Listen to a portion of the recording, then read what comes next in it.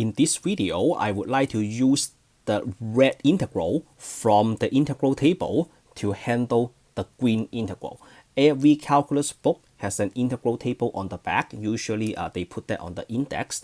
Usually there are around 120 integrals. Alright, so let's take a look at the integrand. So the given integrand is x minus x squared, but in the integral table there is 2au minus u squared. So the problem is they don't look like each other at all. So how do you make the x minus x squared looks like the 2au minus u squared? So here is how we do it. So the x minus x squared, so x minus x squared, I am going to do it like this. You want a 2au, right? Okay, so that means there must be a 2 in here, and then there must be an a in here. The u is just equals to x, and then minus the u squared is the x squared. Now 2 times what is equals to x? The answer is 1/2. So that tells me the a is equals to 1/2 and the u is equals to x. So that's why I picked this problem for our discussion. Now let's plug in the u and the a. So on the right hand side of the red integral, I have u minus a, which is x minus 1/2 divided by 2. So this integral equals to that. And then the square root of 2au, so 2a u minus u square, and then plus a square 1/2 square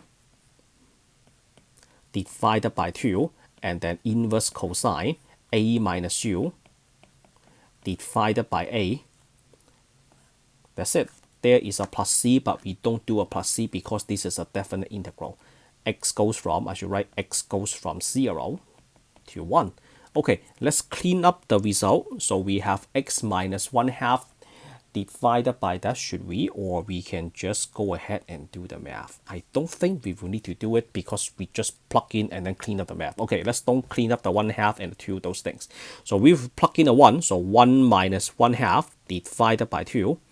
And then this is 1 times 1, right? Minus 1 square. Oh, great, then that will be a 0. And then 1/2 divide 1/2 square, that is a 4. 4 times 2 is 8, so 1/8. And then inverse cosine 1/2 minus 1 divided by 2. So 1/2 minus 1. So 1/2 minus 1 divided by 1/2. So that will be negative 1/2 divided by 1/2, right? So this is just equals to negative 1. Okay, so this is the plug-in for the negative 1, and then according minus for the FTC, and then you plug in a 0.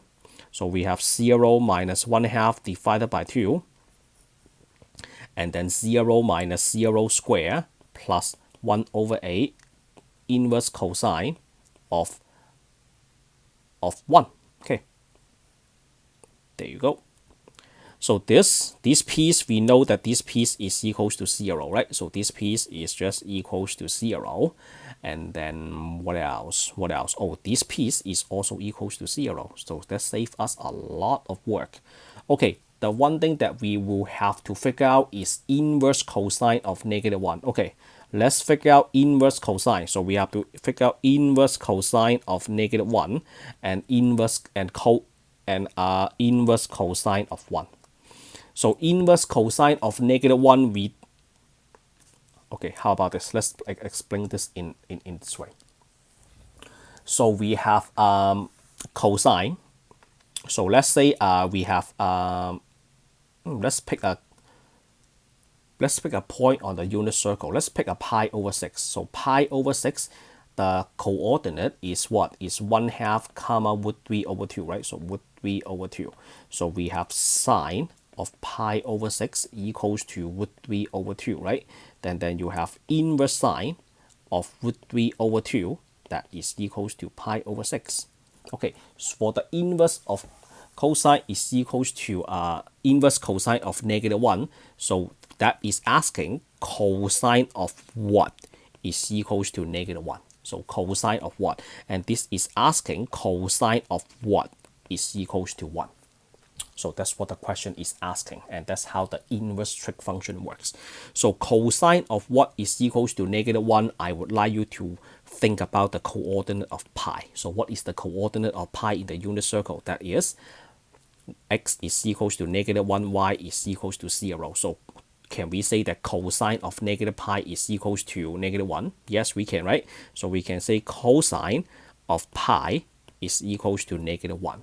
So that tells me cosine of -1. So this tells me cosine of -1 is equals to pi. And then this one, I should think about the coordinate of 0. What is the coordinate of 0? The coordinate of 0 is, at the very beginning, we have x equals to 1 and y equals to 0. So we can say cosine of 0 is equals to 1, right? So that tells me inverse cosine of -1. This tells me inverse cosine of -1 is equals to 0. Okay, then we have to put this back to the green. So on the green, we have what?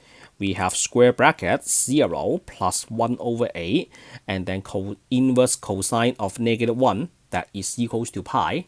So that is 1 over 8 times pi minus 0 plus 1 over 8, the inverse cosine of 1 is equals to 0, so times 0.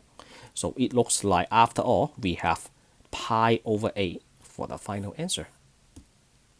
Okay, so this practice your inverse trig function skills. That is the end of this video. If you think I picked the best video, not the best video, the best problem for the discussion, let me know in the comment below. If you think my explanation is clear, give me a like, subscribe to my channel. See you all in the next one. Signing out for now.